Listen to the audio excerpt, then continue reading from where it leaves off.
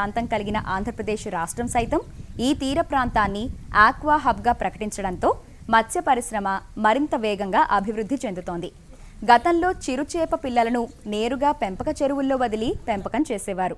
దీంతో పెంపక కాలం ఎక్కువగా ఉండి దిగుబడులు నామమాత్రంగా ఉండేవి.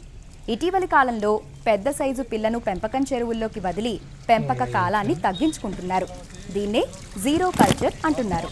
ఈ విధానంలో 200 గ్రాముల పిల్లను వదలటం వల్ల 6 నెలలకే పెంపక కాలం పూర్తవుతుంది. అయితే చేప పిల్లలను నర్సరీ చెరువుల్లో వివిధ సైజులకు వచ్చేంత వరకు విడతల వారీగా పెంచుతూ ఉంటారు. నర్సరీ చెరువుల్లో సరైన జాగ్రత్తలు తీసుకోకపోతే ఒత్తిడికి గురై చేప పిల్లలు చనిపోయే ప్రమాదం ఉంటుంది. అలానే చెరువుల్లోని వాతావరణ మార్పులను తట్టుకుని ఎదగడానికి కూడా సమయం పడుతుంది. ఈ సమస్యను తగ్గించుకునేందుకు రైతు స్థాయిలోనే చేప పిల్లలను ఉత్పత్తి చేసుకుంటే రవాణా ఖర్చులు తగ్గడమే కాకుండా మరణాల శాతం తగ్గుతుంది.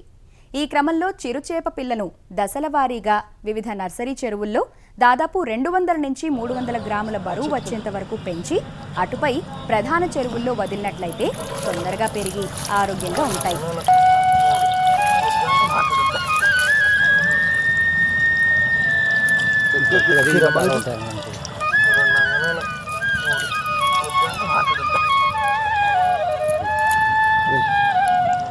Kira mana sih? Ada gua baru.